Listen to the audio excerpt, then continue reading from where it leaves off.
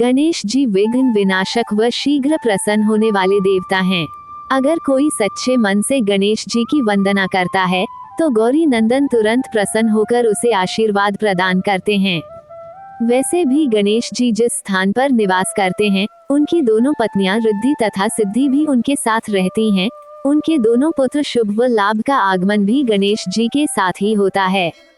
कभी कभी तो भक्त भगवान को असमंजस में डाल देते हैं। पूजा पाठ व भक्ति का जो वरदान मांगते हैं वह निराला होता है। काफी समय पहले की बात है, एक गांव में एक अंधी बुढ़िया रहती थी।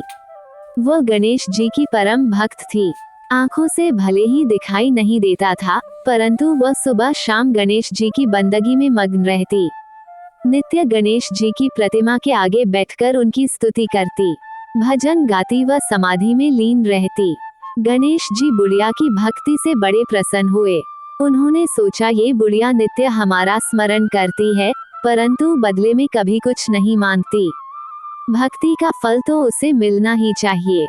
ऐसा सोचकर गणेश जी एक दिन बुढ़िया के सम्मुख प्रकट हुए तथा बोले, माई, तुम हमारी सच्ची भक्त हो। जिस श्रद्धा व विश्वास से हमारा स्मरण करती हो, हम उससे प्रसन्न हैं। अतः तुम जो वरदान चाहो हमसे मांग सकती हो। बुढ़िया बोली, प्रभु, मैं तो आपकी भक्ति प्रेम भाव से करती हूँ। मांगने का तो मैंने कभी सोचा ही नहीं, अतः मुझे कुछ नहीं चाहिए। गणेश जी पुनः बोले, हम वरदान देने के लिए आए हैं। बुढ़िया बोली, हे सर्वेश्वर, मुझे मांगना तो नहीं आता। अगर आप कहें तो मैं कल मांग लूंगी। तब तक मैं अपने बेटे व बहू से भी सलाह मशविरा कर लूंगी। गणेश जी कल आने का वादा करके वापस लौट गए। बुढ़िया का एक पुत्र व बहू थे। बुढ़िया ने सारी बात उन्हें बताकर सलाह मांगी। बेटा बोला, माँ, तुम गणेश जी से ढेर सारा पैसा मांग लो, हमारी गरीबी दूर हो जाएगी, सब सुख चैन से रहेंगे।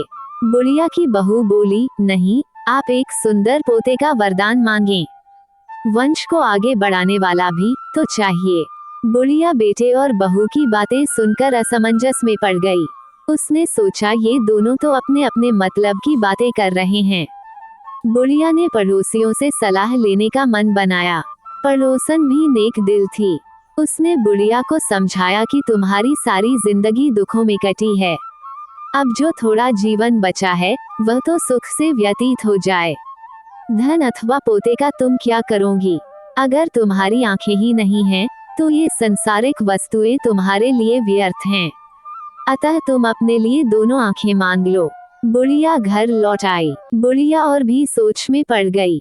उसने सोचा कुछ ऐसा मांग लूं जिससे मेरा, बहू व बेटे सबका भला हो। लेकिन ऐसा क्या हो सकता है? इसी उधेड़तुन में सारा दिन व्यतीत हो गया। बुढ़िया कभी कुछ मांगने का मन बनाती तो कभी कुछ, परंतु कुछ भी निर्धारित न कर सकी। दूसरे दिन गणेश जी पुनः प्रकट हुए तथा बोले, आप जो भी मांगेंगे वो हमारी कृपा से हो जाएगा, ये हमारा वचन है। गणेश जी के पावन वचन सुनकर बुढ़िया बोली, हे गणराज, यदि आप मुझसे प्रसन्न हैं तो कृपया मुझे मन इच्छित वरदान दीजिए। मैं अपने पोते को सोने के गिलास में दूध पीते देखना चाहती हूँ। बुढ़िया की बातें सुनकर गणेश जी उसकी सादगी व सरलता पर मुस्कुरा दिए।